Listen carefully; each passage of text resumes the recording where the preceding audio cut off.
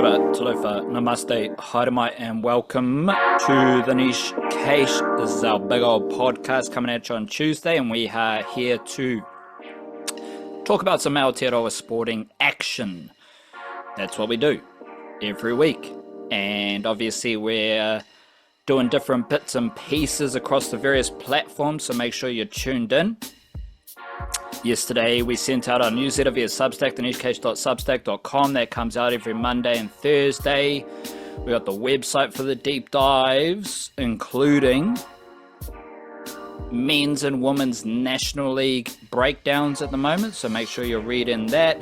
We have got a couple of videos on YouTube every week, cricket videos and rugby league videos. Got the Patreon where you can access our bonus podcasts and just help us out. All the stuff is on the internet, and you can find us, you can have some fun, you can enjoy Aotearoa sporting insights that we deliver, such as,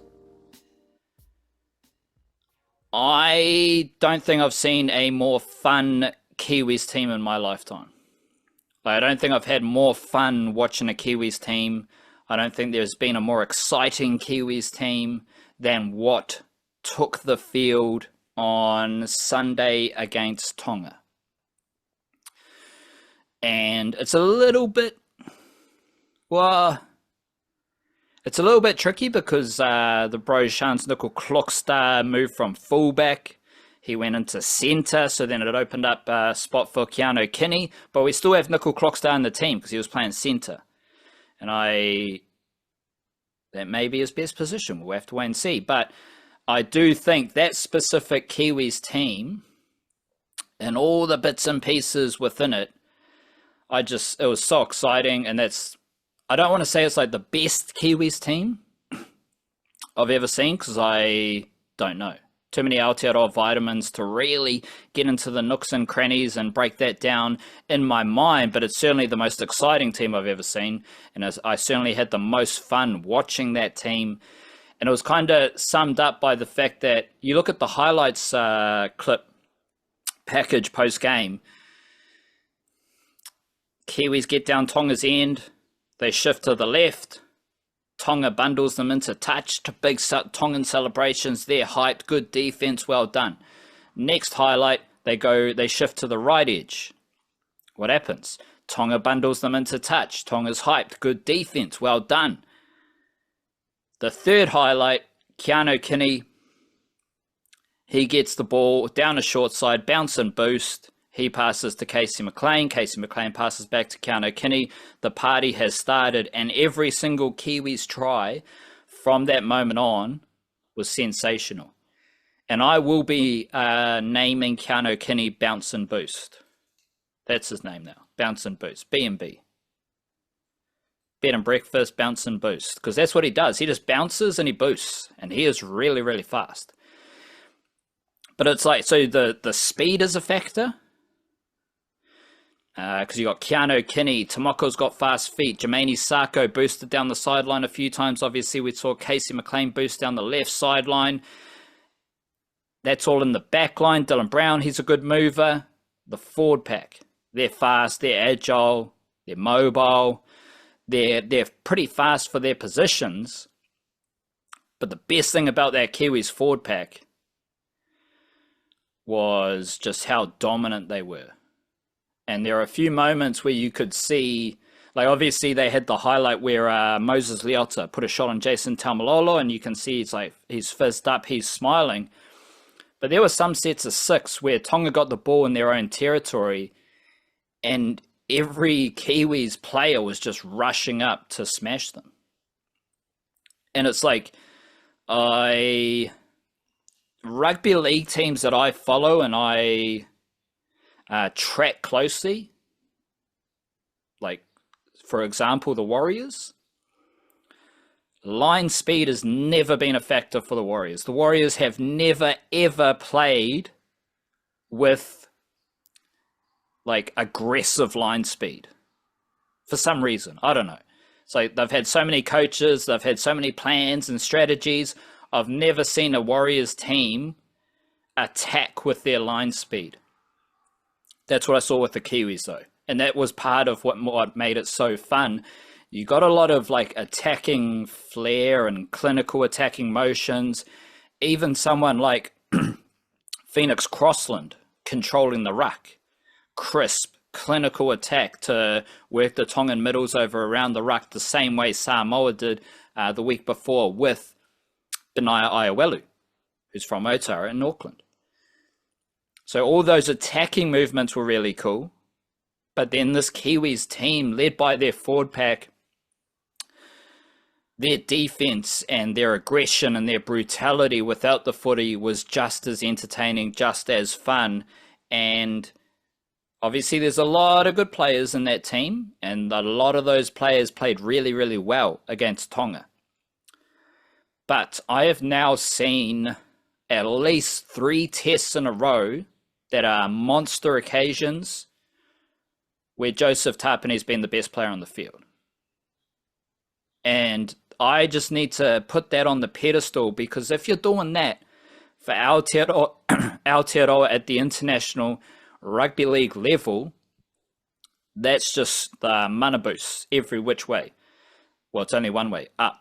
His mana boosts are only going up because he has been one of, if not the best player for at least 3 tests in a row on big stages.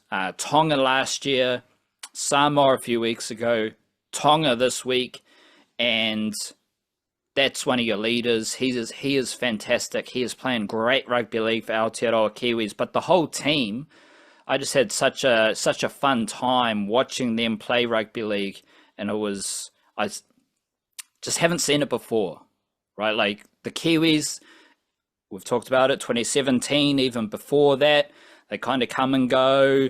They're good one year, they're mediocre the next year. They should be good, but then they're mediocre. They win the 2008 Rugby League World Cup, but wasn't like that team was awesome. Like they just got the job done on that stage, on that occasion. Whereas this team is like, it's just so fun to watch. And it was a bit of an accident with some of those rotations, some of the injuries, some of the unavailabilities. But like after Joseph Tapine, Moses Leota, and James Fisher-Harris, you're bringing on Aaron Clark, Xavier Willison, and Nofahu White. Because Nofahu White, like I'm not going to say he's been playing better than Fisher-Harris or Tapine, but like Nofahu White, every time he's played for the Kiwis, he has been an absolute demon as well. So a lot of fun to be had watching the Kiwis play rugby league. Yeah, no, Fahu White was amazing in that Tonga game. The dude just like coming off the bench and then adding that is, yeah, crazy stuff. The depth of that Kiwis team, the sort of the combination of like speed but also power, how defensively sound they look, some of the tries they scored, of course, as well against like, and we've seen the Kiwis run up scores in the past, of course. Like that's international rugby league, that's international sports. It's sometimes you get mismatches, but this was that in the case where it's like the Kiwis were clearly a better team than Tonga, but Tonga's a pretty good defensive side. And like you mentioned how they started with being able to force the Kiwis over the line on each side, over the sideline. Like that's a good defensive team. Maybe had some limitations going the other way, perhaps, but like that's a good defensive team, and the Kiwis were scoring amazing tries against them. Those 3 tests you're talking about with Joey Tapine as well, those were all in New Zealand, right? Because that was the Tonga test last year and then the 2 that we've just had. Yeah, Mount Smart last year, Mount Smart versus Samoa, Eden Park, all in Auckland. So all in Auckland, true. Because the thing that reminds me of is that he was also the best player in the park when the Raiders came to Mount Smart and played the Warriors earlier this year and beat them, and he was incredible. So I don't know. He likes that city, apparently. As do a lot of Kiwi NRL players returning to Aotearoa. Tonga just aren't that good. Like, yeah, their defense was all right, but their defense was all right in the opening exchanges. So You got the hype of the Tongan crowd. I do find it a bit weird, like New Zealand Rugby League, they're trying to claim the crowd. Like Kiwis draw the biggest rugby league crowd in New Zealand. It's like, well, everyone knows the truth. Like, let's be honest. You don't need to get all political and try and twist the realities of what was happening. But Tonga playing in front of that big crowd, yes, they're going to be, because you think back to last year, right? Like, they had the hot start and then the Kiwis came back. In a way, they had their hot start because they were trading set for set with the Kiwis, and their defense was on for those first couple of raids, but you always knew that can you keep up smashing Fisher, Harris, Tapine, and Leota? Like, that's going to be pretty difficult. And against Samoa, then against the Kiwis, we've seen 2 tests in a row where Tonga has had their middle absolutely ripped apart. Like, they just look slow, they look tired, and that's why they've lost both games quite convincingly, because as soon as that happens, then the space opens up out wide. And then you're chasing Jermaine Sako, and you've got to make another effort to get over to Keanu Kinney. Like, it's very difficult pattern to stop. But it's like, okay, after 25 minutes, well, then Aaron Clark, Nofahu White, they're coming on. And they're better than the Tongan bench forwards. So, yeah, good defense to start the game. Not good defense in the rest of the game, because they did, what was the final score? 40-14. So they did concede 40 points. And obviously, the final will be played on Sunday in Sydney. A lot of negativity around having this game in Sydney, but I'm trying to not draw connections between International Rugby League and the NRL. But if we know one thing from watching the Warriors for 3 seasons under the 2 Andes era, they get a lot of fandom in Australia. So I think it's a possible that there's more Kiwis fans at this game in Sydney than there were for games at Mount Smart and Eden Park. So I don't mind it. It's probably likely. Yeah, like, it's all good. Like, we just had 2 epic tests. Excuse me, going to be coughing a bit today. But we had just had 2 epic tests in Auckland. What, so I'm going to be upset? Yes, yeah. We took the 2023 final to Hamilton. That crowd was a bit disappointing. They'll go to Christchurch in that new stadium, I guarantee it, within 2 years. Like, New Zealand, Rugby League in New Zealand, we still have to earn a lot of things as well, something I've been thinking about. The fans have to, because like, there was a mediocre crowd for that 2023 final. So Rugby League in Aotearoa, we have to keep earning our opportunities and stuff like that, because it has been a bit disappointing over the last 10 years. But we just had 2 epic tests in Aotearoa in Auckland, and I don't think this final is going to be any less epic, even if everyone forgets that Tonga's like won 1 game in their last 7, which could be some famous last words. And we've also got the Kiwi Ferns. They'll play another game against Australia on Sunday.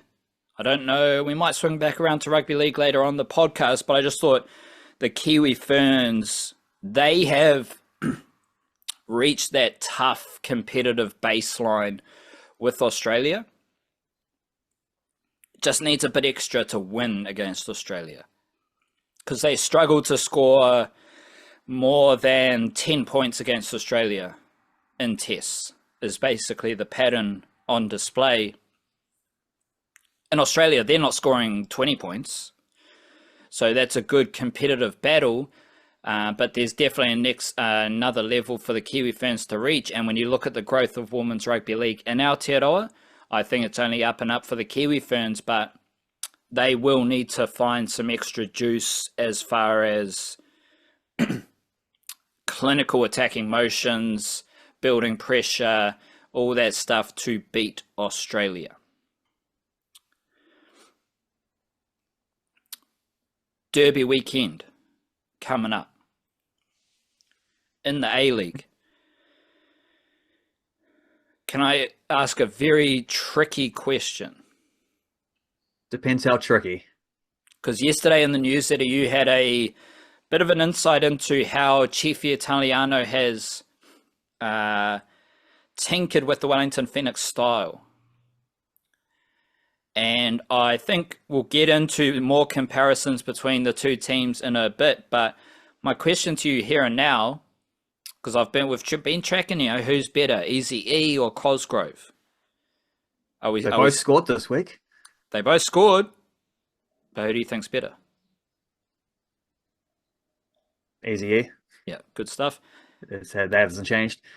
Who do you think is the better coach? Because Corica has kind of just settled in. Obviously, he's more successful with Auckland, but he's settled in with basically the same style, the same structure. There might be some nuance and subtle that we're too silly to recognize. But you look at how Cifi Italiano has adapted to his roster at the Wellington Phoenix and changed and tinkered with their style. You could say Cifi, he's the better coach who hasn't been as successful. Is that just silly bugger stuff, or is that like something that could be a reality because you can't be a better coach if you're losing to the team. So you do need to win the Derby to be even considered a better coach. So what am I saying? Is Cifi's coaching job at the Wellington Phoenix and what they're going through better than Corica as the Auckland coach? My gut instinct, as I say that, is no, but I'm curious. Yeah, my gut instinct is no as well, but it's, I don't know, there's some layers to that argument, because Corica obviously has the deeper success. He's won the A-League before with Sydney. He won a premiership with Auckland FC last year. Certainly a far more consistent coach. You know what you're going to get out of him. A very different coach in terms of the style that he's asking of his players, which hasn't really changed. Like, he sort of brought what he did at Sydney to Auckland, whereas Italiano himself has, it feels like, coached three completely distinct styles of football in 3 different years. Like, he's changed that drastically from year to year to year. And based on what he's been saying lately, it sounds like he thinks that this year is the one where he's finally getting to do like the stuff that he really wants to do. He's not compromising or getting pragmatic about it. He's actually like, this is the vision. This is what I've wanted to see all along. It's been a good start from them. Like, they've won 1, they've drawn 2. Auckland FC have won 2, they've drawn 1. But another way to look at that is that both teams have won their home games and drawn their away games. Just that the Phoenix have played 2 away games and Auckland FC have played 2 home games, right? Which will change on the weekend, but also that stat will break on the weekend, because the Phoenix can't win at home and Auckland also draw away if they're playing each other. So enjoy that stat while it lasts. I'd certainly, though, say, like, I don't know, I like an ambitious coach. I like a coach that wants to, like, go for absolutely everything. And so I appreciate the way that Italiano has tried to change his team as much as he has from year to year. Like, while that had the negative effect last year, hopefully we're seeing a positive effect this year, and we're going to get both the Phoenix and Auckland pushing towards finals places this season. I don't know. I love the style of play that we've seen from them this year, even though 3 games is a small sample size, and it has been like, don't know that they really put 90 minutes together. You know, they were quite bad just in the first half against Brisbane. They were really good in the first half of this latest game against Central Coast, but they're not nearly as good in the second half. The Perth game, obviously that first 20 minutes was disastrous, but then pretty excellent after that. But that's not putting together 90 minutes in a way that Auckland FC are kind of famous for. You know, the amount of late goal wins they would get last season of just like grinding you out for the entirety of the game and then pouncing right at the end, or so and some like the opposite, which they started to do the second half of last season, and we've already seen from them uh the game 2 weeks ago where Jesse Randall scored the winner, where they score the early goal and then grind you out the rest of the way. You know, take a half-time lead and then just manage the game from there. Like they can do it both ways, and they can do that because they are a team that has very high, very consistent standards. The Phoenix, it feels like, in a mirror of their coach, which is that's a mirror of Corica for Auckland FC, and in a mirror of the Phoenix coach, the Phoenix seem to be more inconsistent. You don't always know what you're going to get, not just from game to game, but from like half to half with them. But I kind of find that more exciting. So I don't know if that makes you a better coach, but it does make you, in a way, like, just to be honest, I found the Phoenix games a bit more enthralling to start the season. And I think part of that is just because as someone covering this stuff and trying to write about it, trying to talk about it, it is just more educational to see something I don't know what to expect. Whereas with Auckland FC, I'm just filling in I'm joining dots that I already knew were there because I know how they're trying to play, and there are a few new players, and so there's a few little twists upon the theme. But the Phoenix have completely changed their identity from last year to this year, same as they did from last year to the year before that. That was a little bit more enforced upon them. This one, it's, I guess, enforced by their bad results rather than the squad that they have. But I've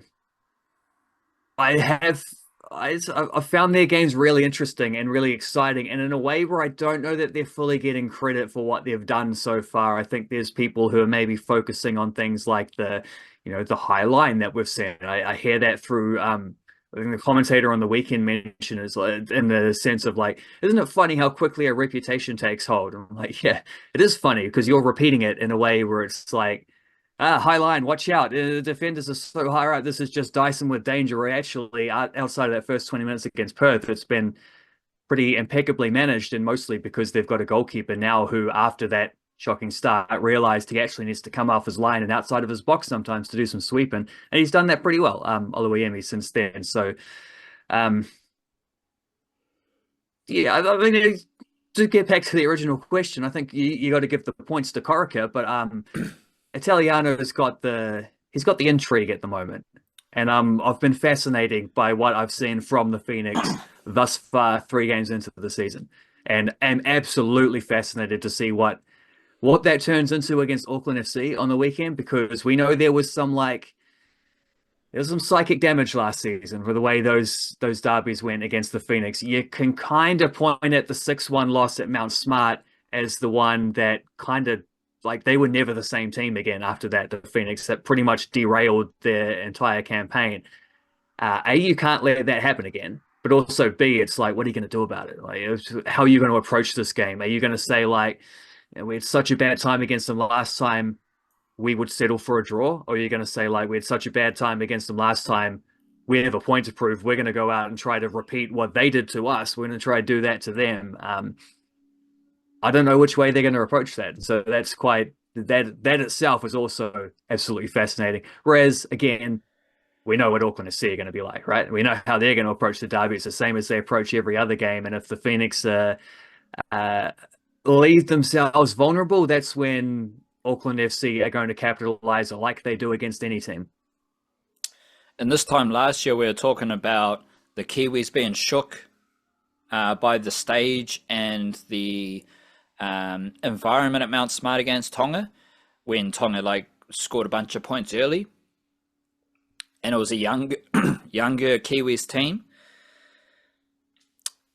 That was the same time as the Derby, and we were talking about Wellington Phoenix being shook by the arena of the Derby, while Auckland FC, they were comfortable, they looked settled at that time. So just one of many comparisons I think we're going to talk about coming up later in the podcast. A few weeks ago, though, I did ask you about Steven Adams, and if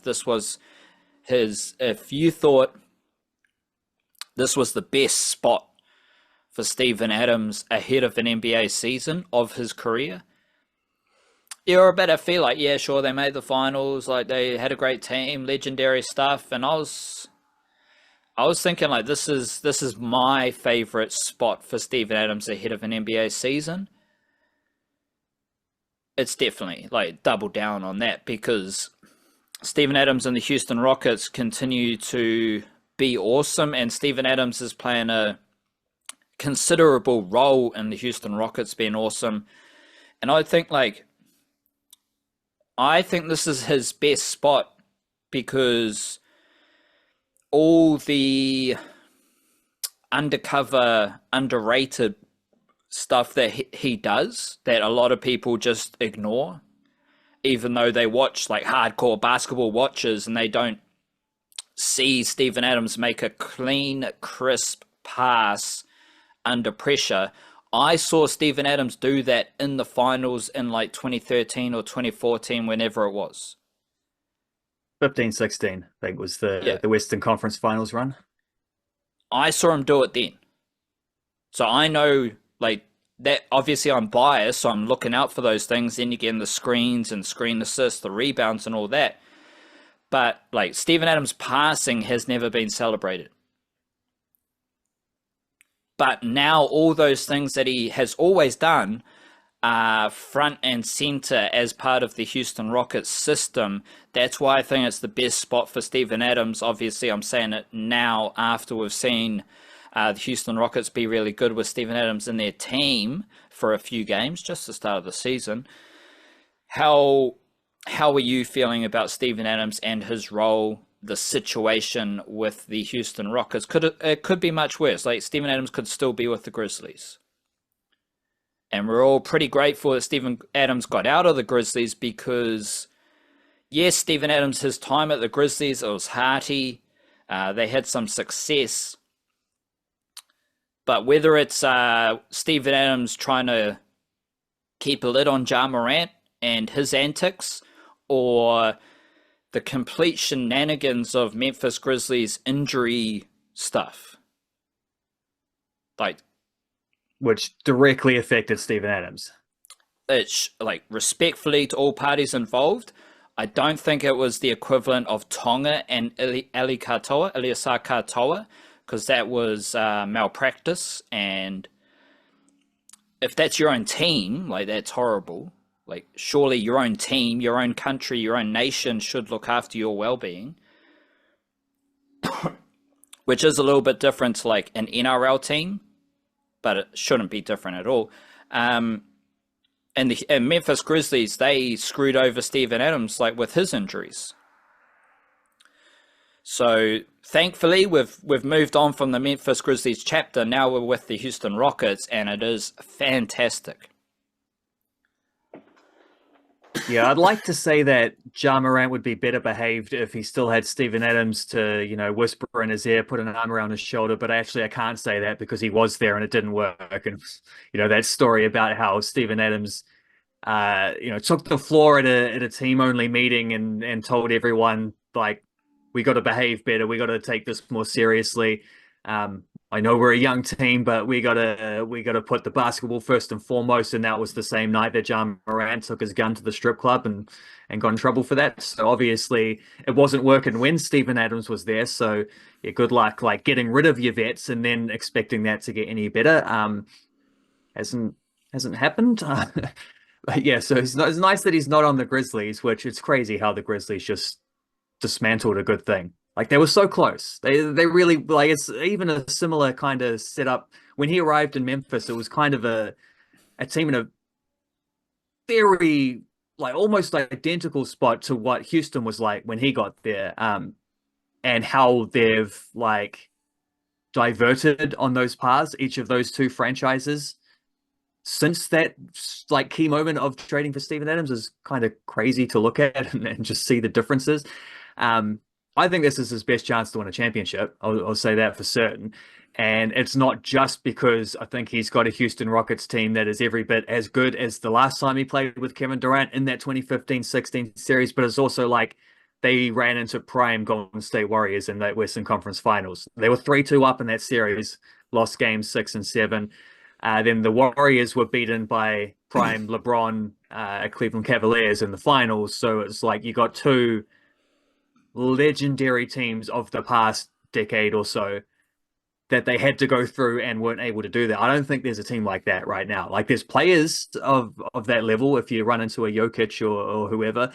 But I don't think there's a team where it's like this is the favorite. This is the, and in fact, if there is, it might even be the Houston Rockets. I don't know. They're pretty bloody good at the moment, even though they did lose their first couple games. Well, I guess actually, if there's a team, it's the Oklahoma City Thunder, defending champions, to be fair. But the Rockets pushed them all the way in the first game of the season, lost in like triple overtime or whatever it was. And that's like, if that's what it, if like that's how you're going in the first game of the season when you're implementing a new star player and Durant popping up and you don't have your point guard, so you're working around that, or your off-season signings and whatever. If that's how you're going in the first game against the defending champions, I think it's safe to say you're competitive with them. And so like everything we've seen from the Rockets, even though they did lose their first two games, sadly, those were the two games that Steven Adams started. So they lost when he started, and then Okogie comes in for, like, rather than starting with the double bigs, they bring it in later. And they've won 3 in a row since that's happened. So that's the main reason why I would say maybe I still kind of slightly give the edge in terms of the Steven Adams situation to that previous one, because that was like a breakthrough season for him and he was a starting player. Now he's arguably a better, certainly a smarter, more well-rounded player. That passing that you mentioned, that's gone on to just a whole new level. He's just, yeah, he makes such good decisions. I think he's a much better defender now, as long as you can kind of, keep him in the paint. Although even then, like, I think an underrated aspect of the first, like, couple weeks of the season is how good he has been at, like, some of those contesting shots. You see him closing out 3-point shooters. It was a game, I can't remember which one it was. One of the earlier matches, I remember looking this up specifically. It's like, because I'd watched it and I thought, like, it's this 4 or 5 times where it feels like Adams has had to rush out late to close the guy down on the perimeter, gets a hand up in his face, and that guy's missed the shot. And I remember looking it up and just being like, yeah, they missed like all 4 shots when Steven Adams contested a 3-pointer, something along those lines. I don't have the stats for the overall season, but I'm pretty sure it's going to look pretty good. And I think he's not alone in this Rockets team for that being the case. I think they've been pretty handy at that kind of like the hustle plays, the scrambling stuff. Obviously, Adams leads by example with a lot of that. There was that one which I clipped and chucked up on our socials from the Boston Celtics game where he like chases one down almost into the crowd, kind of balances it perfectly because he reaches out for a ball that he's not going to be able to keep in unless he bounces it off the Celtics player. And I think that's what he was trying to do, is just like win the inbounds, but it bounced off him and stayed in. So he just spun around, ran, did a little 1-2 pass, give and go, collected it back for the dunk. Amazing stuff, like just an incredible hustle stuff. Like you don't see 6'11" centers who can do that, or who are even willing to do that. You don't even see that many 6'5" guards who are willing to do that necessarily. All that stuff he's been great at, but he is like, I think he only played 14 minutes in that game. They're not managing his minutes like they have in the past, but they are a little more selective about which lineups to put him in. I think Ime Udoka had said something before that game about like, yeah, we need to get Clint Capella some more minutes. So he played more than Adams in that game. I think that might have been part of it. It's like, this is just it's time to keep the third choice center. We've got to keep him busy as well. So every now and then there'll be a game like that. But we had that last season. It was like every now and then Adams just he's not playing back-to-backs, or rested every couple of weeks for a game or two. I don't think we'll see that stuff, but I think there will be games where it's like, yeah, we don't need to lean on him in this game like we might in other ones, because we got Sengun, we got Durant, we got whoever else, and then Thompson doing all good stuff. Like, so he is like a glorified role player, but he is a role player in this Houston Rockets team. So that's the flip side. But even when he's not on the court, they're fun to watch. And the thing that has impressed me the most about the Rockets through their first 5 games, I think they do play again today against the Mavericks. So that's a guaranteed win. Saying this as a Mavericks fan, I can lock that one in. So it's soon to be 6, and that should get them up to 4-2. The thing that's impressed me the most is like 7-year-old Kevin Durant looks no different than 30-year-old Kevin Durant. He's incredible. He fits into the team so well. People talk about like his slightly prickly personality sometimes, or how he's a bit of a loner or a weirdo. The guy who's the NBA superstar who's always on Twitter replying to random people, that stuff. I kind of see that as just like another side of the fact that he's probably the humblest of NBA superstars. Like he's the one guy who is like, I'm just gonna, even though this is like his villain story, he's like, I want to play for a great basketball team. I want to feel what it's like to be part of that flow state with like the best players in the world. I'm just gonna go join Steph Curry's team and be the other guy, and then win Finals MVP ahead of Steph Curry. But like, you don't you don't get someone making that kind of like team rather than myself decision that often. And you see this with how he plays in Houston, where it's like he's not trying to change the way they're playing. He's trying to fit into what was already there. And by doing so, he's just taken them to the next level. So you can't not love watching Kevin Durant play basketball. He's so smooth. He's so skillful. And seeing him do that alongside Steven Adams, that's the best stuff. He is the best player that Steven Adams has ever played alongside, and now he's getting another chance to do that. Well, two things about Kevin Durant. If Steven Adams likes you, that's a good sign. Like if Steven Adams wants to hang out with you, I'm cool with that. And Kevin Durant notoriously on the Aotearoa vitamins himself. Yeah. I'm pretty convinced he's playing NBA basketball while on the Aotearoa vitamins. So good for him. Breakers, big win. But as you said in our newsletter, pretty volatile, hectic Breakers season so far. But they had a big win against the Illawarra Hawks. Jackson Ball, he's obviously shit. The Hawks are shit. The Breakers are awesome. Anything new there? Well, I was really excited for the Jackson Ball versus Breakers matchup on Thursday, and he did stay in the starting lineup, but it was also like all the talk, and you know how much the NBL commentators love their imports. So all the talk was about how they've just got their brand new import has arrived.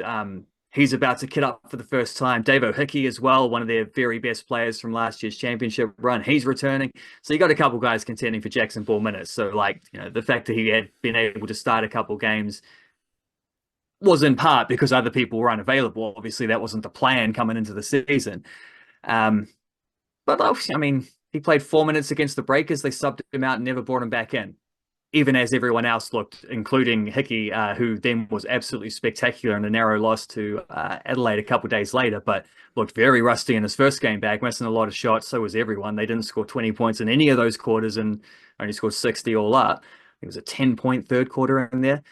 And the Breakers just kind of blitzed them. And that's the funny thing about this Breakers side so far, right? Is that they're 3-7, but the 3 games they've won have been massive victories. Like, where are we here with the old points differential from game to game? They won by 29 points against Illawarra the first time they played them. They won by 17 against Tasmania. They won by 42 against Illawarra. They also looked at one point like they were on for they're 20 points up against Southeast Melbourne when they played them a few weeks ago, and then somehow managed to lose that game. So they're not flawless when they get those big leads, but weirdly, like their 3 wins have all been massive victories, and they've lost every other game, including all of their close games, where it just feels like they're not a good fourth quarter team. They can't find offense when they need it. They can't find scoring when they need it the most. But when you don't take it to the fourth quarter, when you blow them out in the first 3, their Breakers are pretty good. Righto, let's take a little moment for some mindfulness. What do you got, Chief? Okay, what have I got here? Johann Wolfgang von Goethe, German fellow, wrote some books once upon a time. Pretty famous for it. A man sees in the world what he carries in his heart. Oh, Wolfgang killed them all. Wasn't there I forget what it was, but like you choose to see the world as a beautiful thing, or you choose to see the world as a horrible place? Yeah, I mean that's close to what Goethe's saying there as well, isn't it? It's like your outlook determines your outlook determines your outlook. Your emotional outlook determines your perceptive outlook. I don't know. Um, but yeah, if you carry negativity in your heart, if you walk around with like fear and suspicion, it's no wonder that you're going to be fearful and suspicious of other people around you, right? You're just gonna you brought that to the party, and that's what you're going to be drinking all night. And it's basically like how you get an insight into other people is how, like, oh, this person treats other people shit. So they're obviously scared. They don't like themselves, and their perspective on the world is a bit wonky because of how they treat other people, because of what they project onto other people. Where the nicest people you meet, they're not afraid.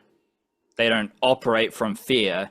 And if you look around the world, like a lot of people are strictly conducting themselves from a perspective of fear, like, oh, this is going to happen, this is going to happen, we need to do this so this doesn't happen. Like racism is just fear. Absolutely. So Villainizing others. It's just like condemning something that you don't understand, but also just like condemning something because you've already decided that it's going to be a problem. And so that's what you see. It becomes just a self-fulfilling prophecy. And yeah, that's an unfortunately common thing that I would say that we're seeing at the moment, but I kind of feel like we have always seen that because there've always been people who, the entirety of all the way through history, people who make their actions come down from the way they see the world, and they see the world in a way that is clouded by, I mean, something you hinted at there is it often just clouded about the way they see themselves too is influencing factor in that. But yeah, if you carry that negativity in your heart, you're obviously gonna see it everywhere you go. Like that is now the lens through which you perceive the world. if Zach Folks and Blair Tickner are at the crease, I'm not afraid. Are you batting or bowling? Oh, a bit of both. Bit of both. Mainly batting though, because both are quintessential, typical test match openers. Or should I say Plunket Shield openers, because Zach Folks, he has opened the batting in the Plunket Shield, and Blair Tickner, he has some crazy knocks. I don't know exactly off the top of my head, but like Blair Tickner has done like 5 runs off 50 balls, 10 runs off 100 balls for Central Districts before. So I was not expecting Tickner to middle as many deliveries as he did No. against England. That cover drive that he had that blew my mind. And obviously we're talking about the third ODI between the Blackcaps and England. That sweep. The cool thing about because I thought that was like just an awesome spectacle, right? Like everyone talks shit about, it's just got a random ODI series. It's a warm up for the Ashes. Well, that was New Zealand had already won the series 2-0. So in theory, that's a dead rubber. But the most exciting passage of the whole series happened at the end of the third game. So again, we don't operate from fear here. We're just here to have fun and enjoy ourselves. And we all had fun watching that game of cricket. And I thought it was like, I like to narrow down on that passage because it kind of sums up a few things. Like the Blackcaps only sweep that series because of what happened at the end of the game. And it's a 2-1. You win the series. That's good. But sweeping England 3-0 and Matt Henry played 1 game, Kane Williamson played 2 games, but he only scored 20 runs. The Blackcaps swept that series because of different contributions from different players. Obviously, we know Daryl Mitchell scored a lot of the runs. Rachin Ravindra was doing his crazy batting as well. But like Blair Tickner comes into the squad and the team and performs at a high level. That is very informative about the Blackcaps environment. Zach Folks is awesome, but a lot of folks might not. A lot of folks might not be aware that Zach Folks is a really good batter. And like, it wasn't just like, oh, because I do think there's a situation, because Mitchell Santner, like biggest six I've ever seen, let's say coolest six I've ever seen, because it was Mitchell Santner. No disrespect to anyone else who's hit a massive six. Your mate down the road, your cousin, they've hit big sixes. We've seen Martin Guptill hit big sixes. None of them are as cool as Mitchell Santner smashing it onto the roof at the cake tin. But that's what like Mitchell Santner does. He is smashing the ball right now. This year in ODIs, he's got a strike rate of 105, 156 runs at a strike rate of 105. And it's like, we saw it a few times in the series where you're like, oh, did Mitchell Santner need to try hit another six? But I reckon he's playing his role. Because if Mitchell Santner's batting ahead of Nathan Smith and Zach Folks, he knows those dudes can bat. He knows how those dudes bat. And I think it was more a case of like Mitchell Santner is going to play how he wants to play, knowing that you've got a couple more batters, like decent batters. Nathan Smith and Zach Folks are ready to go. Nathan Smith couldn't take his opportunity, which I did find a little bit disappointing. But then you had Tickner and Folks holding it down.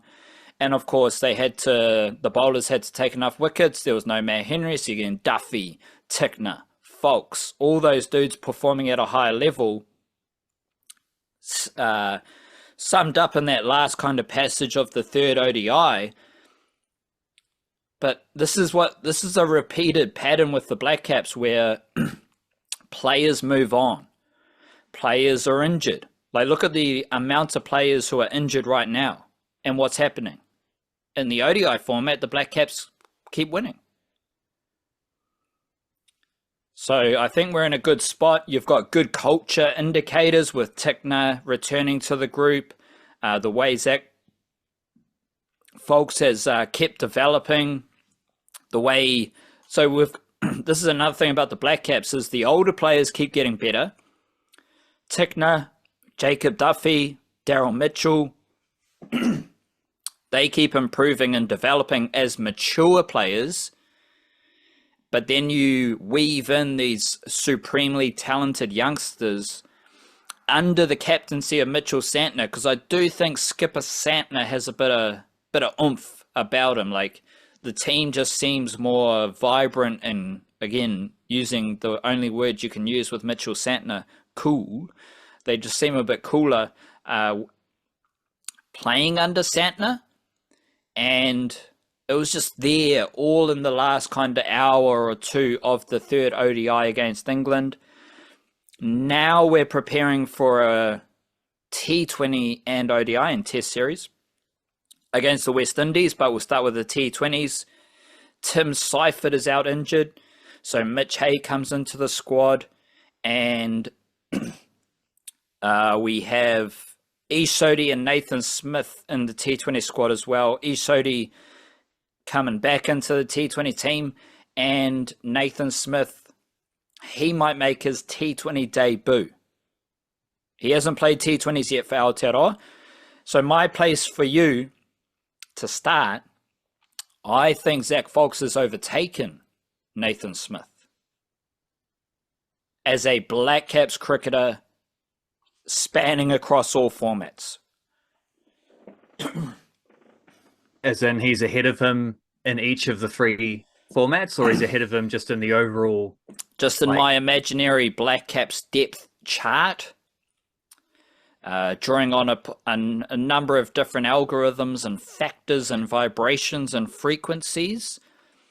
I think Zach Folks has overtaken Nathan Smith. He did some game-winning mahi. He's been fantastic with the ball. He's definitely... Go back to the Champions Trophy. Sorry, I'm waffling all over the show. After the Champions Trophy, Nathan Smith was ahead of Zach Fox because he's a first 11 ODI player and a first 11 Test player. Since then, Fox has overtaken Smith. So Fox has been a first 11 T20 player. He was excellent on Test debut, and he's been excellent in his first few ODIs. We've talked about how they overlap, like Nathan Smith was Test ODI, no T20s. Zach Fox was T20s, and now he's added the Test and ODI stuff more recently. So that's kind of the basis, and I just feel like Zach Fox has taken his opportunities better with bat and ball. Yeah, well, I think that's true. I think he has done that. He feels like he has more sort of memorable contributions for the Blackcaps than Nathan Smith has so far been able to produce. And Smith has had like tidy performances, but he's had like sort of tidy Steven Adams role player type performances rather than Steven Adams starting games or closing games. Actually, is more of the point with Steven Adams when it's not about whether he starts or not, it's whether he's there at the finish when they're really gunning for it. Like he said, yeah. I mean, Smith hasn't even played a T20 yet. He's in this T20 squad. They're having a look at him, see what's what. But you can't say that he's ahead of Fox in T20s if he hasn't even played one. Fox is just straight up and down outplayed him in the ODI stuff so far. And he's 7 odd. Where are we? 7 wickets in that series, 14.42 compared to Nathan Smith. He's not even on the list, so I guess he didn't take a wicket during that series. I can't remember how many games he played. And Fox was, like you say, pretty good in Test debut. So I think Smith would still be, if it's one versus the other, I think Smith would get the pick in Test. I think Fox would get the pick in ODIs, and I think Fox would get the pick in T20s. And I think you're right in that Fox overall has done a little bit more and has nudged a little bit further ahead. And I think the main factor in that is seeing him skittling English batters, opening the bowling over this course of this past series, but not a insignificant factor is definitely that innings as well, the partnership with Tickner, because it's not just like, I think Tickner was scoring the runs, but it felt like Fox was the one holding it down. Like he was batting like a batter and allowing Tickner to be like, you go score some runs, but I'm just going to make sure we have a partnership here. I'm going to make sure we hang around. And so he wasn't taking risks, but he was still turning strike over. He was still getting, he's getting his singles, and there really weren't any chances in that. Like a couple wickets to go, and you've got 30 odd runs still to get, maybe a little less. Can't remember exactly what it was, but they kind of cruised to that with like your number would have been 9 and 10 batters probably, and just no dramas whatsoever. And I felt like Zach Fox was the guy who brought that calmness to that partnership and allowed that to happen. So I think while he was overshadowed, it's definitely a case of like they had the yin and they had the yang, and I just like to see that from a guy like that, because we know that he has all-rounder potential at international cricket, and to see him looking comfortable at the crease, even if it's not for a big score, it wasn't a big situation, even if it's not a big situation at like a major tournament or even in a series that was still in the balance, it was still to win a game of cricket for your country, and that matters. Like it matters to see someone who can who looks at home in those kind of moments. And Folks has had a few of those, and it's very hard not to get excited about the capabilities of a dude like that, especially when we've seen bits and pieces of this in all 3 formats already. The ODI holes right now for me are Will Young. He's averaging 21.8 this year. And I didn't really get any help from Tom Latham. No. Will Young is the most interesting spot. Like Mark Chapman was in the squad. I don't think he played. For Nathan Smith, he did take 2 wickets. Okay, I missed his name then. In the second ODI. That's it. Yes, he did actually. 2 wickets for 116 runs from 17 overs. Average of 58, economy of 6.8, strike rate of 51. Wasn't a great series from him. So Will Young for the next ODI series, which I think is, the West Indies series, they can give Will Young another opportunity. They could go to Mark Chapman, or Yeah, there is another guy. there's definitely another guy, the one and only Henry Nicholls. 3 centuries in his last 4 innings. Wow. I mean, if you're scoring the runs, you're scoring the runs. Runs on the board, yeah, right. I don't think they'll go for a younger player right now. I actually think they'll give Will Young another opportunity. He'll probably go back, play some Ford Trophy, score some runs, come back into form. But you do have Chapman, and obviously, well, not obviously, but you might, you can go Will Young, Ravindra, Williamson, so then Devon Conway's still in the mix. So you've got Chapman and Conway in the mix, so I don't really see how they will go to a younger player in that situation. And then you've got Henry Nicholls as well. So that will be interesting.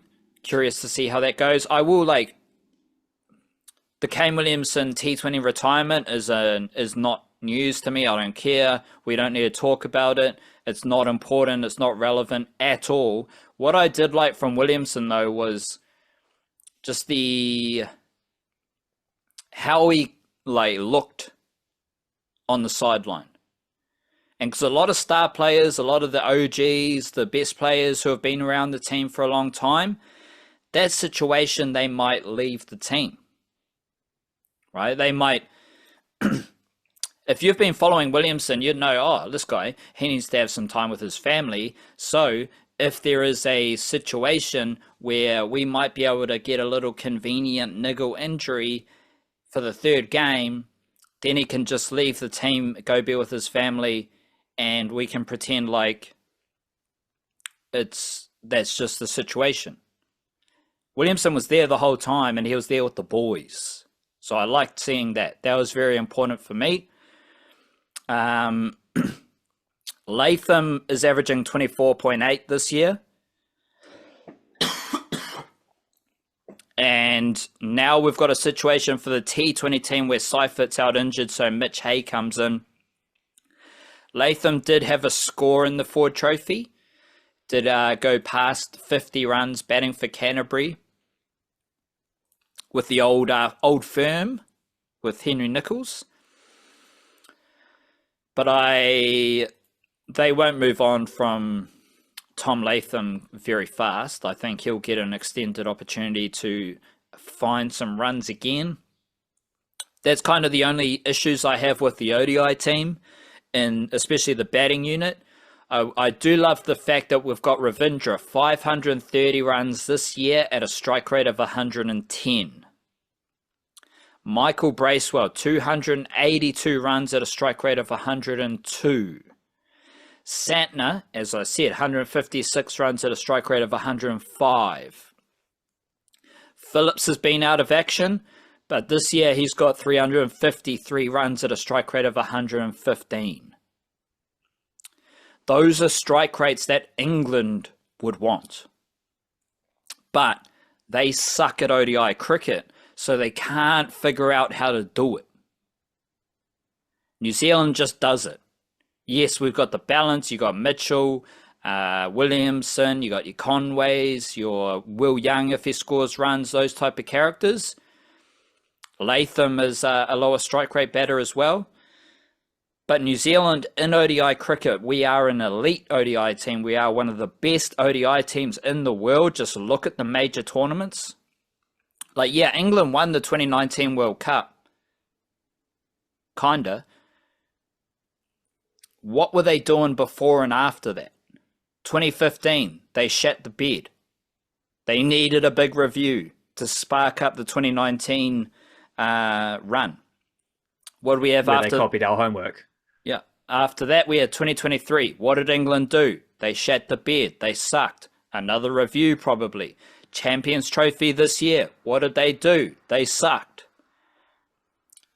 In that time, New Zealand, 2015 final, 2019 final, 2023 semi-final, Champions Trophy final.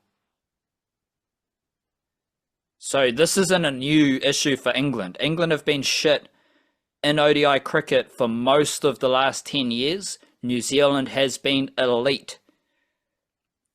I might say top 2. Someone outside New Zealand might say top 4. That's just how it is. Yeah, I mean, England came here and with they came here for an ODI. Well, they did pretty well in the T20 series, to be fair.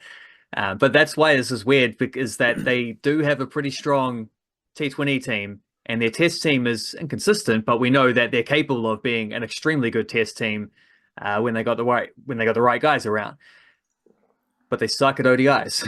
They came to New Zealand for like an October series / November series, where the coaching staff, half made up of New Zealanders, shouldn't really be getting caught out that much there, and we skittled them batting first for less than 225, 3 games in a row.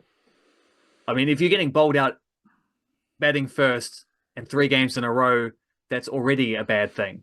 Even if you scored 350 in one of those, it's like you're losing a lot of wickets there. To do it for like without even putting up scores, it's like we were taking early wickets in all of those games.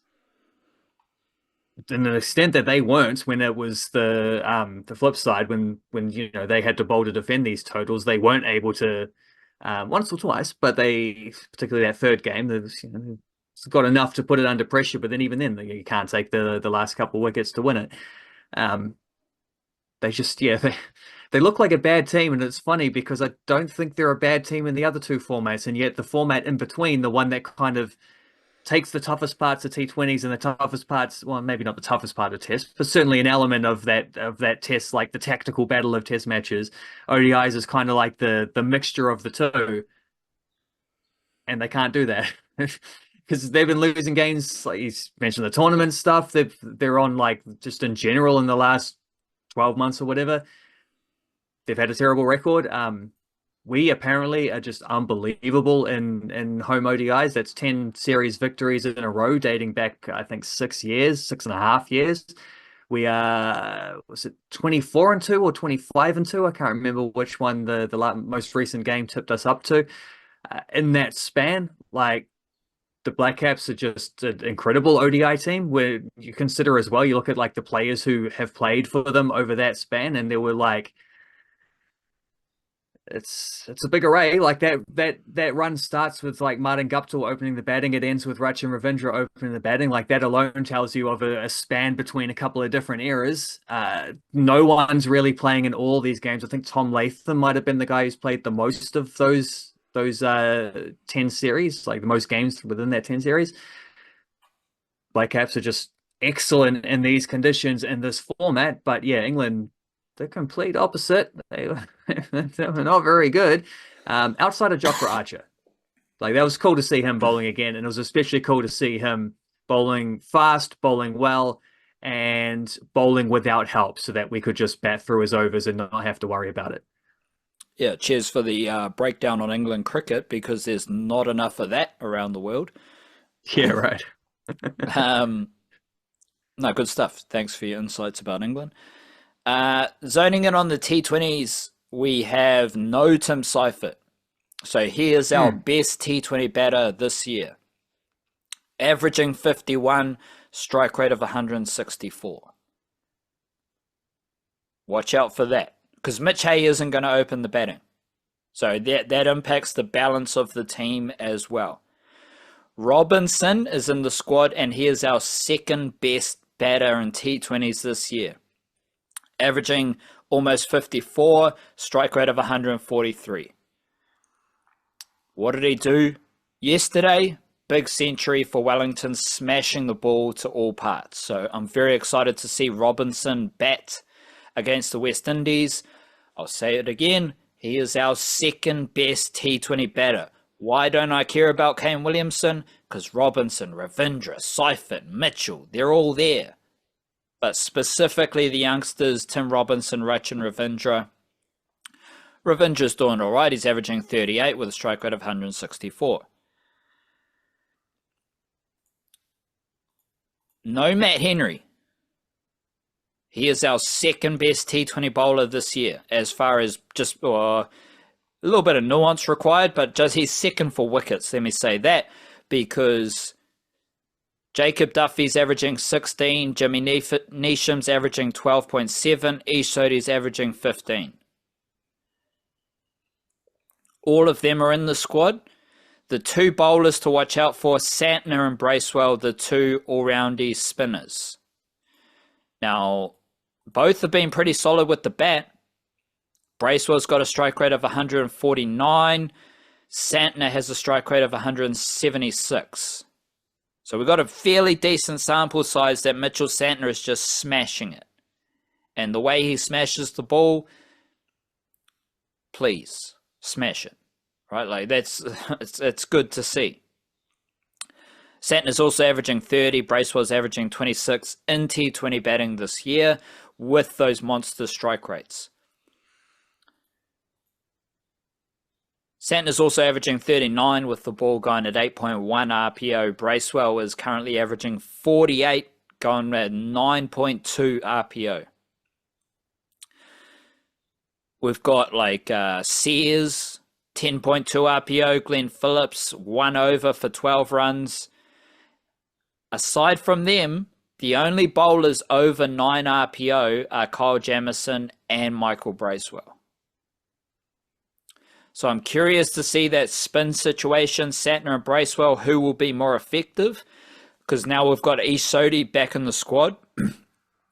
And Ish Sodhi kind of need, like he's averaging 15.7 this year. I've said it before, I'll say it again. At least statistically, this is one of his best years of T20 international bowling. But then he got dropped, and he hasn't exactly been dominating for a trophy.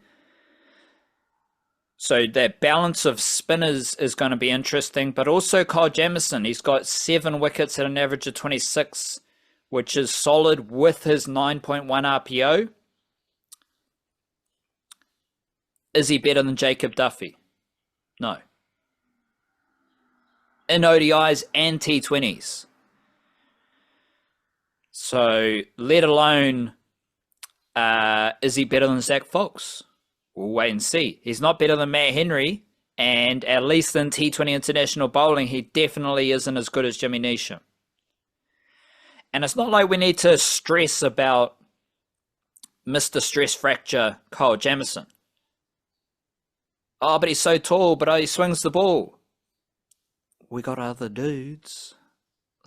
Yes, Will O'Rourke is injured, but we have depth in these type of seamers, in every type of seamer. All of which is just to say, Kyle Jamieson back in the T20 team, he'd be wise to take a few wickets because that seam bowling depth is so competitive. I'd say that's the most competitive zone of all Blackcaps cricket. Going back to my multi-format existence, seam bowling is the most competitive area of Blackcaps depth. Yeah, for sure.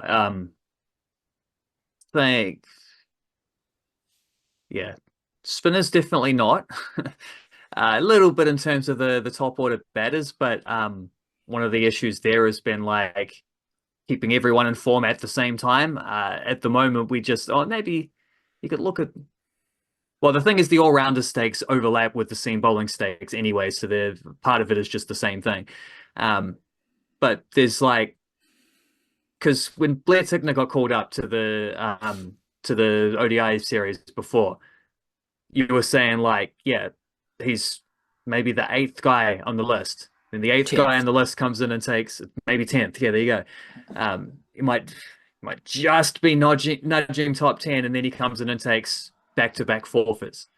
So that's the guy, the bottom of the list, and then that list got extended because Christian Clark got added as well. Even though he didn't play, he got called up to the Blackcaps. So he's now on the radar. He's now a factor in these conversations. And Jacob Duffy 2 years ago was a guy who was hovering around that 8 to 10 mark, and now he's up there in the top few. He's played in all three formats. He's taken a lot of wickets, particularly in the white ball stuff lately. Matt Henry is just straight up one of the best bowlers in the world. There is a lot of depth there, and a lot of the reasons why it gets rotated is just because of injuries. It's not because of someone's not taking wickets and they fall out of the squad. As well, Sears is injured here, O'Rourke's injured here, etc. But I mean, there's no better definition of what we're talking about than Blair Tickner being able to come in and take that many wickets as someone who doesn't make a first choice squad and might not even make a second choice squad, depending on how many, the amounts of players that are available if everyone is fit at once. But like, he's still pretty decent. Bat and ball, apparently. That's the seam bowling depth that they're working with. That's always been the strength of the Blackcaps, when they've been a good team anyway. But yeah, that's not changing. The depth is only getting deeper, if anything, and they're still a good team, and they're still taking a lot of wickets from their seam bowlers up top. Whereas the batting, as I said, you've kind of got Will Young, Mark Chapman, and Devon Conway as my second tier. We don't even have Glenn Phillips at the moment. So Glenn Phillips, to me, as I said, especially T20 cricket, he's a top 5 batter for me. And he's in the other formats as well. But the batting depth right now is Will Young, Mark Chapman, and Devon Conway, depending on the format and situation and stuff like that. We love the youngsters, but there isn't a youngster who is, well, Henry Nicholls at this point, you have to put him like in that group with Devon Conway and who else did I say? Chapman, Will Young. Well, I mean, Nicholls has been in squads recently within the past few months. So yeah, and like respect to him.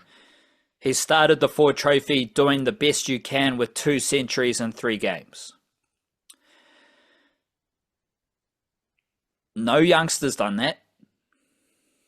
And we love the youngsters. Muhammad Abbas, I don't think he's played for Wellington yet. Reece Mariu hasn't done a whole lot. Curtis Heafy's been solid, but not good enough to like blast his way up the pecking order. Matt Boyle's been pretty good. Again, not enough to blast his way into the upper echelon. Bevan Jacobs is kind of simmering. But Tim Robinson is the dude to watch out for, especially when we're talking ODIs and T20s. He is the only emerging kind of younger batter in the West Indies squad, I think. Him and Ravindra. Let me double check. Yeah, so he is the youngest batter. And he has started the Ford Trophy with a century and a half century. So I think Tim Robinson right now, he deserves to be viewed in that kind of upper tier with Nicholls pushing for Devon Conway, Will Young, and Mark Chapman in the ODI and T20 team. Far less competition for spots in the test batting unit, but we'll worry about that later. Because again, T20 team, Finn Allen, Glenn Phillips, they probably want a bit of game time themselves when they are fit. I was going to say this is not a batting question, but maybe it is a batting question after a nice sweet knock for Auckland the other day. But where does Eddie Ashok fit into the conversation these days, you reckon? Opening batter, part-time leggy. Yeah. The Mark Richardson evolution. Well, I think for now, for this period, they're just focusing on Santner, Bracewell, and Sodhi. Not sure what the situation is with Sodi because they dropped him Yeah. for like no reason. Then they recalled him and he hasn't really done anything to demand a recall. So that's a bit of a weird situation. Meanwhile, Ashok is the captain of Auckland.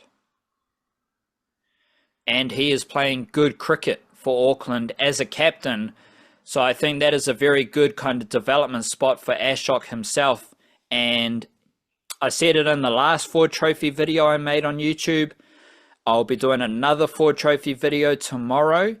But Ashok is leading that Auckland team very well. He's got 6 wickets at an average of 22 so far in the Ford Trophy. And he has got 72 runs at a strike rate of 144. So my best read on that situation is that they're just letting Ashok play consistently. They're allowing him to get that development experience as captain. And after this wave of T20 cricket, this T20 cycle is gone, then I think you'll start to see Ashok come into the picture. But he could also be a sneaky candidate for the ODI team against West Indies as well. Nice. Anyone else who's stood out in the first few rounds of Ford Trophy stuff? Well, I was hoping to do a bit more nitty-gritty research tomorrow because we are battling the influenza. Yeah, been there. So you put me on the spot. Tommy Latham, 78 runs. Sure. Josh Clarkson. So after round 2, Christian Clark was the leading run scorer in Ford Trophy. And he got called up to the Blackcaps' seam bowling cover. Josh Clarkson, he is currently, right now, after round 3, the leading wicket taker. He has 12 wickets at an average of 8. Your number of wickets is higher than your average. Oh, yeah. After 3 games, you're doing all right. So it's a weird situation where we've got 2 all-rounders. One of them is the leading wicket taker. Another one's the leading run scorer. The leading run scorer got called up to the Blackcaps for his bowling. And then Clarkson took 3 more wickets, and he is dominating Ford Trophy bowling. So shout out to him for CD. The leading run scorer now in Ford Trophy is obviously Henry Nicholls. Credit to him. Not quite as cool as Mr. Popcorn Christian Clark. Tim Robinson is the only other batter with over 200 runs so far, though, so I do love to see that. Let's wiggle our way towards some Derby thoughts. And that means I want to start overseas, where we did have Sarpreet Singh. Another banger from outside the box. Off the top of my head, it seems like he's got a couple of those this season. You called it the Sarpreet Singh Hive, is buzzing again. What's the actual name for the Sarpreet Singh Hive? The Sons of Sarpi. Yeah, the Sons of Sarpi. So I thought it was a bit strange from you, but you did rescue I know. yourself. I went to type that out at first, and I'm like, I don't know that our podcast has enough of the bleed over. There's like a specific reference, that's our thing, and I thought maybe that, and rightfully so, because actually, I thought a clip of Sarpreet Singh scoring a banger would get a bit of that's going to go outside our circles, and it did. It's popping off some numbers. Well, the Sarpreet Singh Hive is buzzing, and the Sons of Sarpi. I am at the point in listening to Feast for Crows, maybe the last one, where I remember, yeah, Daenerys is she's falling victim to the Sons of the Harpy. They're going out, they're killing people at night, and all this stuff. So I'm not really sure what the Sons of Sarpi would be doing that's nice and wholesome, because we don't want to kill anyone, we don't want to hate on anyone. That's not what we're here for. But let's just say the Sons of Sarpi are fired up because Sarpreet Singh did score another banger What's the latest with his situation in Serbia? That's the one. Thank. He Yeah, his goal last week. So it's 2 goals in a row. He's scored in consecutive games. Those were his first 2 goals of the season. He had at least one assist earlier on. Started a lot of games to begin the season, but under ex-Wellington Phoenix manager Daria Kalazic, they have been a bit inconsistent. Like they're not really expected to be a top four kind of contending for Europe team. Like that's maybe the ceiling of a club like TSC, but and they certainly have, like they have been that team in the past, but at the moment I think it's a little bit more like they're a mid-table teams, so things fluctuate from week to week. One week they're good, next week they're not so good. So Singh's been a little bit in and out of the starting lineup more recently, but it looks like he's won his starting spot back, less as a central playmaker like he was doing at the before, and like he does for the All Whites. A little bit more sticking him as like a left footer out on the right wing, which is a bit more in line with how he played in Germany at various clubs there. Was a winger on the right, but with the left foot to cut inside. So not someone who's going to run around the outside, Logan Rogerson styles, but someone who's going to angle in and maybe look to shoot or put that sort of that in swinging cross, like curling towards the back post. Those types of actions, like a Lachlan Brook, who's kind of replaced Logan Rogerson in the Auckland FC starting lineup, and I'm not entirely sure if I like that, even from footballing angles, rather than just the obvious Australian starting ahead of a Kiwi player. But yeah, Singh's looked nice there. They got a 1-1 draw in that game. The one previously where he scored, where it was also a shot from outside the box, but that one wasn't perfectly in the bottom corner like this one. That one was straight at the goalkeeper, who went to scoop it up and throw it over his shoulder or something like that. It was definitely a goalkeeping mistake, but one of those, if you don't shoot, you don't know situations. Like his job is clearly to create a little bit of extra attack by being able to cut inside and shoot. So they want him in those situations. And yes, whip one that bounces right in front of the keeper. Sometimes they just miss it. Other times you just place it nicely in the bottom corner and there's your goal. So he scored in consecutive games. Good stuff from him. One of a bunch of goals this week, actually. I think Gabby Rennie scored as her team is like right on the brink of getting promotion to the top flight in Sweden, which is massive because, in a slight tangent, this is an angle I came along, I wrote myself into while I was writing the Football Ferns recap. And it was a weird Football Ferns recap because I kind of like had to convince myself to care about these results a little bit more. Not the American game. I couldn't get myself to that point. It just felt like, whenever people see the same thing from the Football Ferns, like promising performance, not a 90-minute effort, maybe there was a mistake in there, and then they lose 1-0 because they can't score goals. It's that thing that you see all the time where it's like we send the same thing over and over so people assume it's getting worse because they're expecting to see progress. They don't see progress. They assume it's getting worse, whereas it's actually not getting worse. It's just the same. It's stuck. It's like you're batting your head against the wall. But I thought they created a fair few chances against Mexico, and that was all right. So I had some angles in there, trying to find a bit more of a, if not a positive outlook, then at least a more realistic outlook. And one of the things I realized writing about that was like, because I get caught up in the amount of transfers we have, the amount of players we have playing professionally. But then when I actually looked through that and broke it down, it's like we're actually on a lows point with the Football Ferns in terms of professionals playing in top leagues. Like we've got a lot of professionals around, but most of them are at like second division clubs or a lot in the A-League, for example, where it's like it's not a second division, but it's not an elite international competition. It's a good solid one. Like we got a lot of players in those good solid types of leagues equivalent to the A-League.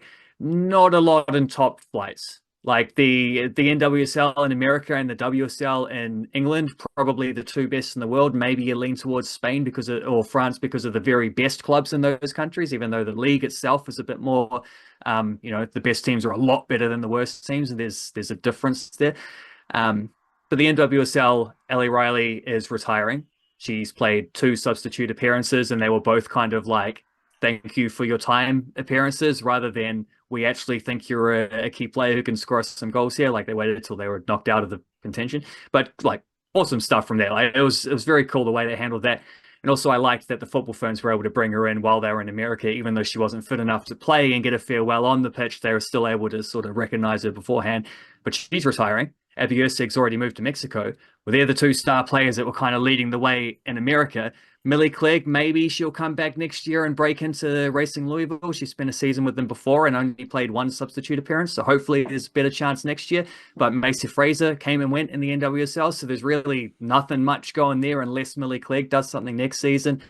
Over in England, CJ Botts left the WSL to come to the Phoenix. Indy Riley had one season there but got relegated with Crystal Palace. And who's the other one? Anna Leite, she had already left at that point. Rhea Percival's retired. So this is like, I think the last 8 years in a row, we've had multiple players in the top division in England. This year, we've got none.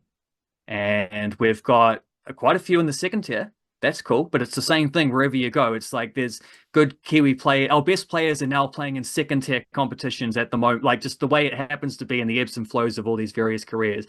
At the moment, we don't have a lot of players playing at the highest club level. The exception to that is Katie Bowen at Inter Milan, is Kate Taylor at Dijon in France. They finished fourth in France last year. That's like an outstanding effort from them. Both those players actually, both those clubs had their best ever finishes last season with those Kiwis involved in their backlines. And that's kind of it. Like top division in Norway, sure, we got a few there at Kolbotn. They're about to get relegated. Jackie Hand, Liz Anton, Liv Chance. They need to win both of their games to have any hope of avoiding that.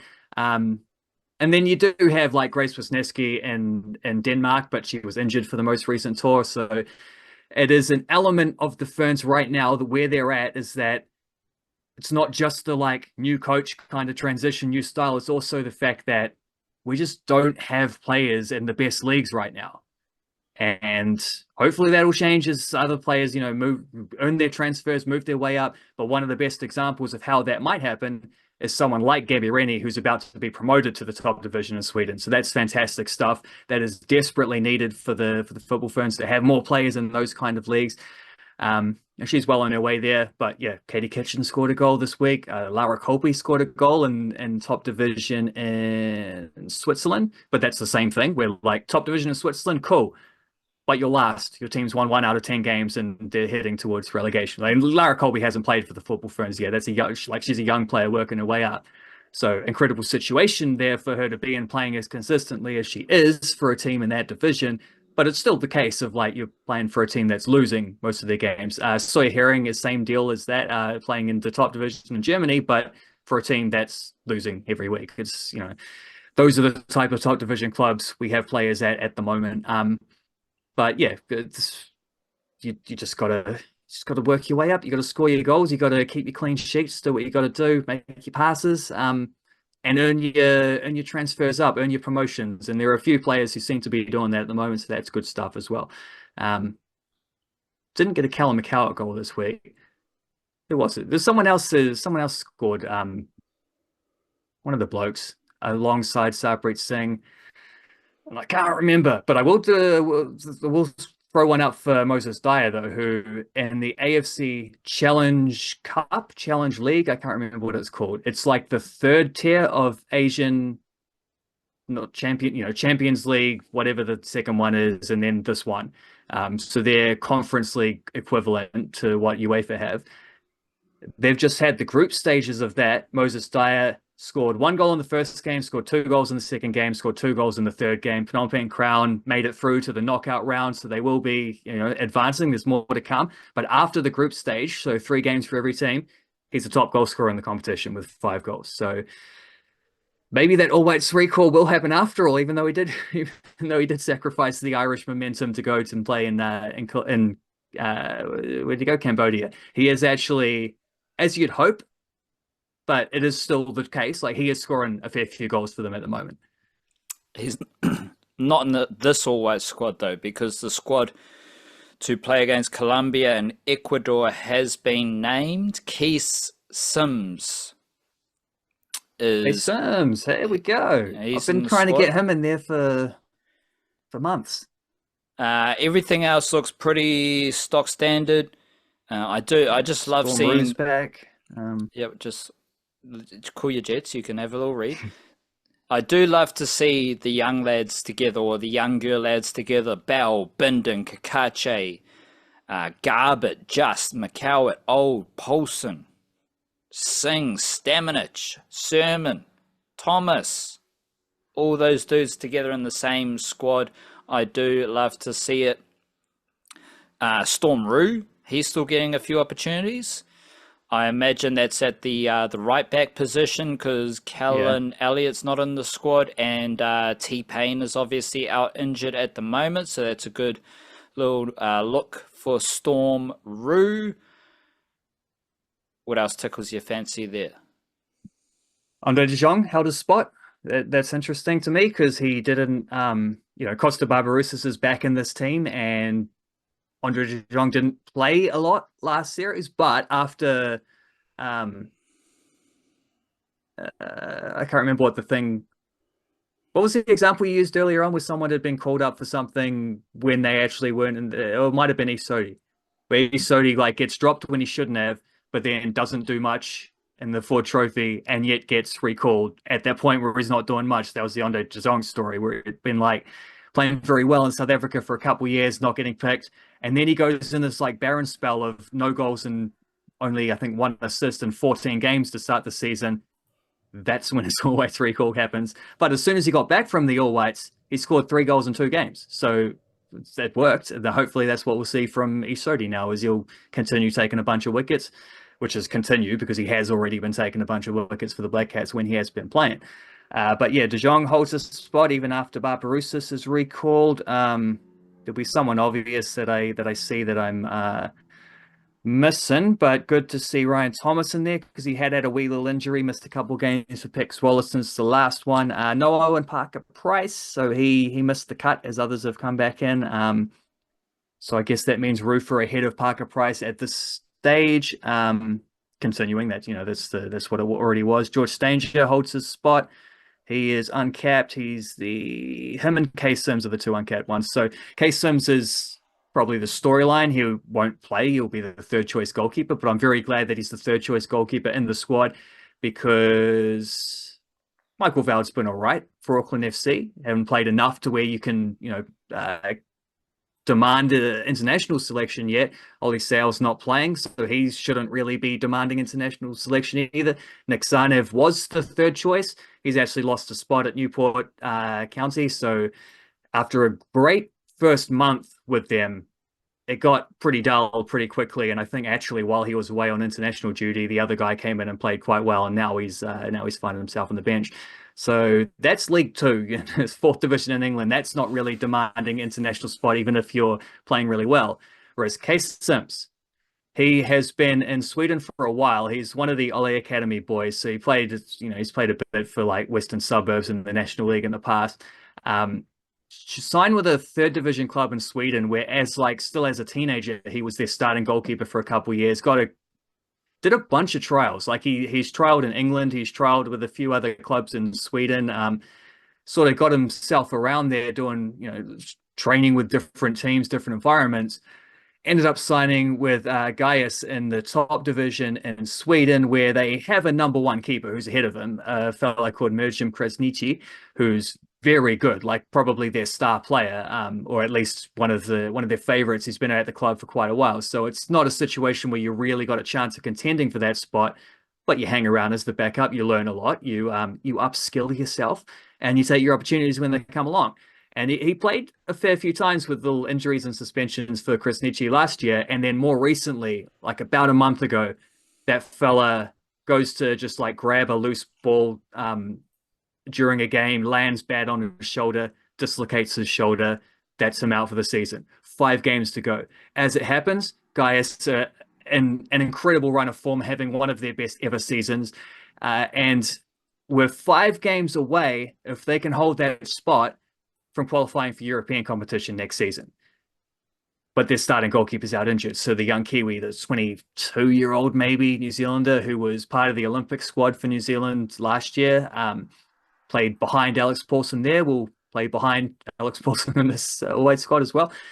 Might have that problem for most of his career, to be fair, but he comes in, starting goalkeeper. They win 3 in a row. They only drew on the weekend, but that didn't matter because they'd already got the job done. And so they've, with a game to spare, they've qualified for that European spot. That means they've finished, I think it's third in all of Sweden, maybe fourth. Can't remember. I think it's third because there was a big thing about like the Mjällby who won is like a fisherman's village of a few thousand people, and somehow they're the best club in Sweden. It's been a bit of a story, but then also Hammarby coming second. That's their best finish for like 20 years.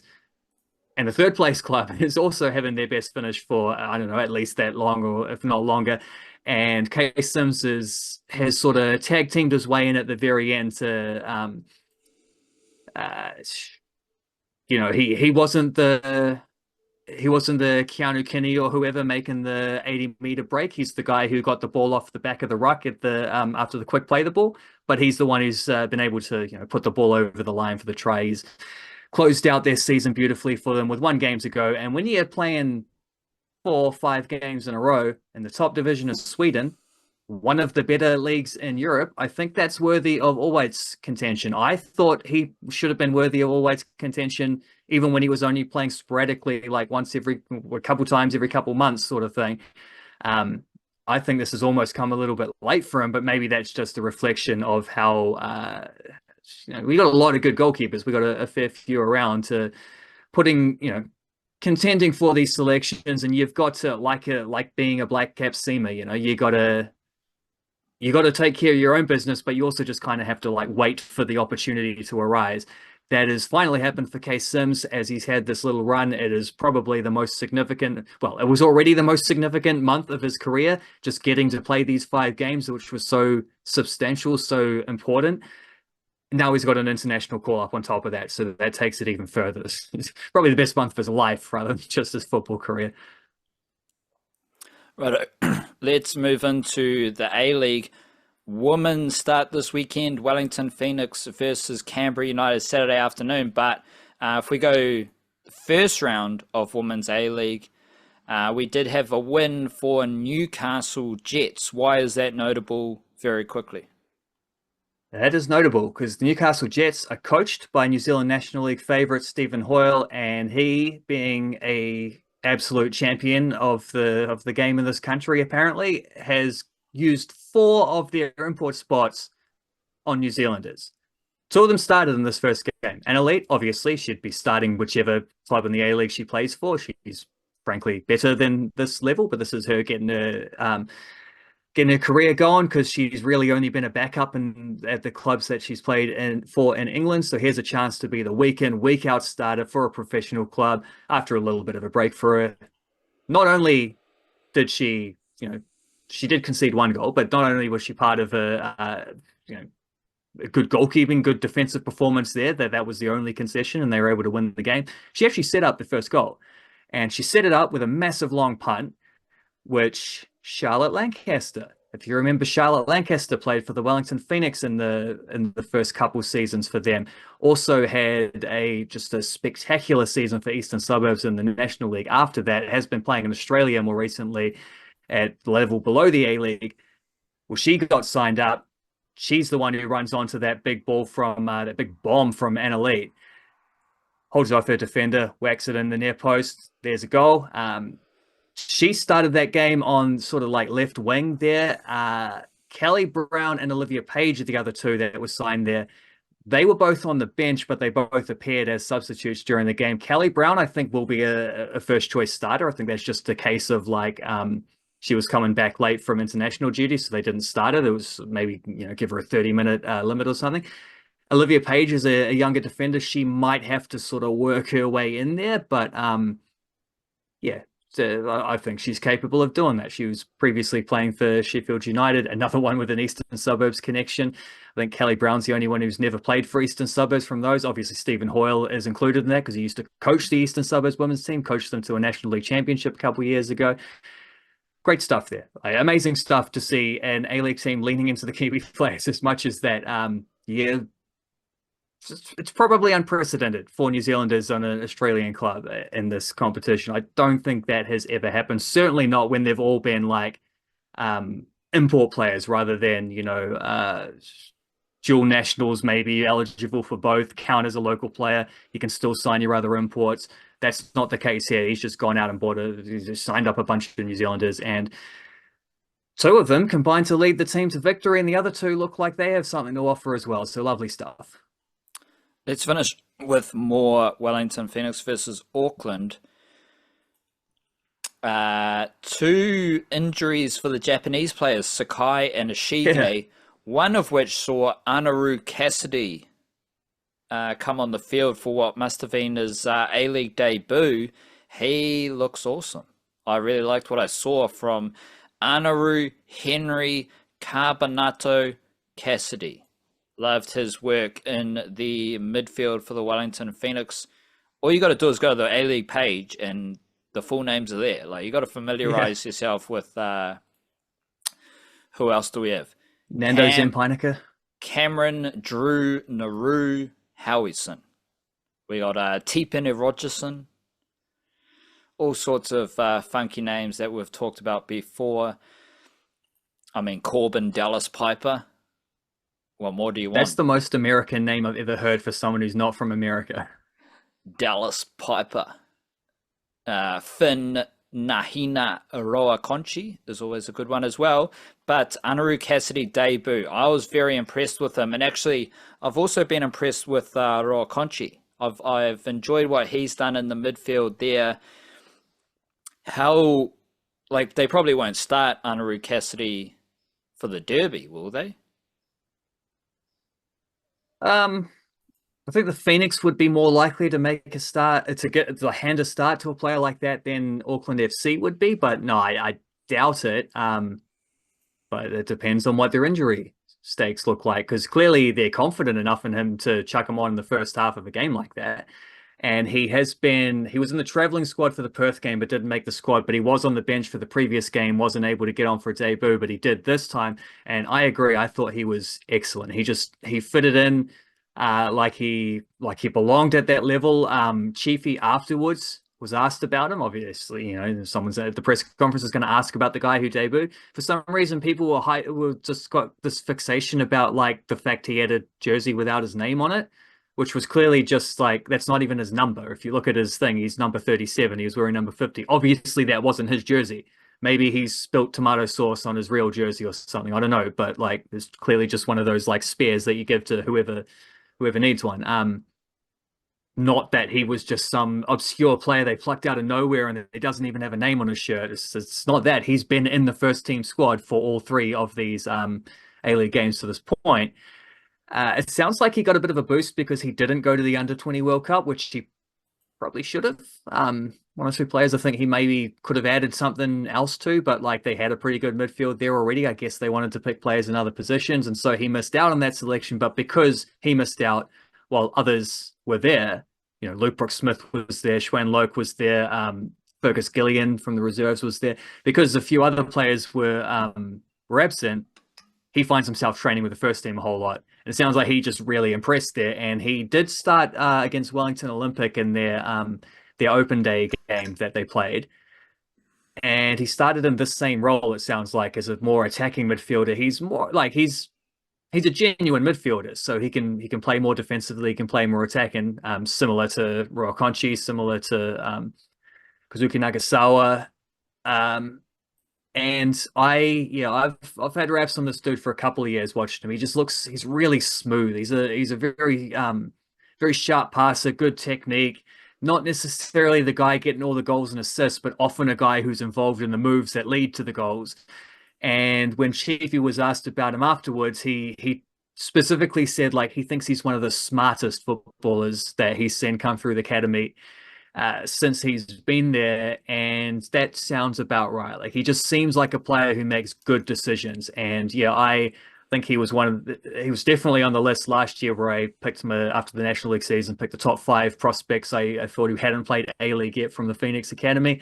I'll be able to do that. I'll be able to do an equivalent article with Auckland FC this year as well, come to think of it. So I had him. I think Schwan Loke was on that list as well. So I watched him a fair bit in the National League.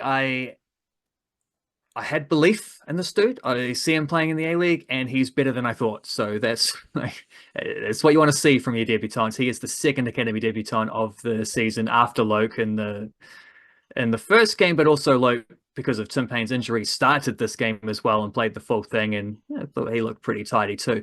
But I'm glad you mentioned Finra Okonchi too, because I thought that one of the main factors between why the Phoenix were very good in the first half and lost a bit of control in the second half was that he went off at halftime. And he actually got injured midway through the half, battled through it, like just played through the pain or whatever. I think it was like a groin strain or something. So he might be in doubt for this week as well.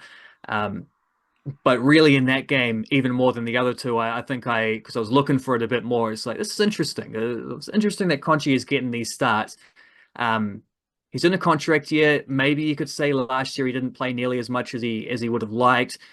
That puts you at a bit of a crossroads. You got to do something extra. You got to earn that contract. Well, the fact he's starting 3 games in a row, that gets your eyes open to begin with. So I was keeping a close eye on what he was doing, and I think part of the way they play, where it's a lot of like bounce passes, and they want to have runners, and they want to have a lot of available players, so you can get these sort of 1, 2, 3 touch like passing patterns weaved together. Part of that is you do need players with a midfielder's skill set even further up the pitch, and so that's partly why he's getting opportunities, perhaps ahead of someone like Luke Brooks-Smith, who's more of a winger, dribbling attacker type player. He's the one who replaced him at halftime. So that's like, you can see that from him. You can see the way that he just doesn't lose the ball. He's able to retain possession and bounce passes, see where the open man is and get that ball quickly around, keep it moving. But I thought also off the ball, like really excellent work, the way he's just like closing down the lanes, not letting them build it up quickly, not letting them advance it from defense to midfield, like just getting in the right positions early and quickly, and closing down the ball carrier and things like that. It seemed as though Luke Brooks-Smith probably, I mean, I saw it that he wasn't doing a lot of that when he came on. So it seemed like that was something Chiefy was yapping at him a little bit about, which I think he did fix after that. Like once he sort of got to the pace of the game and realized that he was closing out a lot more and doing his work off the ball, but also adding that extra element where he can carry the ball forward and he can create something out of not very much. So very different dynamics there, but I think you can see why Roa Conchi is getting those starts when you see the way in which he just, it's not just fitting into the machine. It's like he's helping that machine go in the first place by just being being as good and as reliable and as consistent in position and out of position as he was and as he has been, and quite selfless too. Because I mean, you're playing through injury for 20 odd minutes of that half, well, you're risking that becoming, like, instead of a 1-2 week break, you're risking that becoming maybe a 3-4 week break. Hopefully it's not a break at all, because I think he, as I say, I think they lost a fair bit when he went off in the second half. They just didn't have the same amount of control. But yeah, pretty impressed when I actually sort of paid a bit more attention to what he was doing and spotted the many subtle ways in which he was helping them out. And the Wellington Phoenix drew that game against the Mariners with Kelly Heald, Hughes, and Sheridan and Loke in their defensive line. Yeah. That is a very young defensive unit that only conceded 1 goal. So I think that deserves to be celebrated. All 4 of them Kiwis as well, which is pretty cool, especially when you look at that Auckland team. There's less Kiwis there. And as you said, you got Lachlan Ricky Brook getting a lot of game time ahead of Rogerson. But Corica has shown that these things are fluid because, as we've said before, last year Gillian started a lot of games at the start of the season, then he dropped out. So this like comes and goes, and Corica, I do believe he is the thing that I love about Corica as a manager, he just seems to fully comprehend, understand the A-League in every facet. Yeah. Like, how do you be good in the A-League? You need to be really strong defensively. You need to be very physical, and you need to win all those kind of second phase balls, which was a foundation element of their success last year, and they're doing it again. But also, how do you get through a season? Yeah, we're going to use this player for these couple of weeks, then we're going to move this player here, we're going to give this player a rest. He is on top of that stuff better than any other manager in the A-League, I'd suggest, even though, well, I think that is the case for why Coric is a better manager than the Chiefy, is he has that winning A-League experience and how to move through a long A-League season. What is the best thing that either team does right now for you? I feel like I need to see more Wellington Phoenix to get an idea of that, but especially because they're not doing the 90 minutes thing of like consistent stuff. But when it clicks and they're getting those passes through the midfield, like Rufa pinging it into Conchi, who first time lays it off to Nagasawa, who whips it wide to Armiento, those types of things where it's just like bang, bang, bang, bang.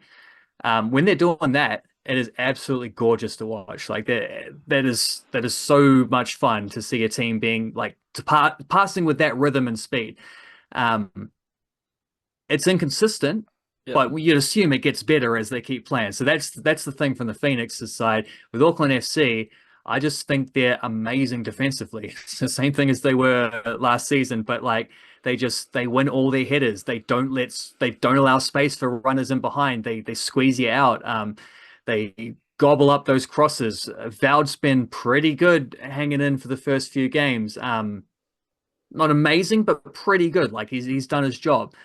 And Dan Hall is just spectacular. Like, he's one of the best defenders in the entire A-League for sure.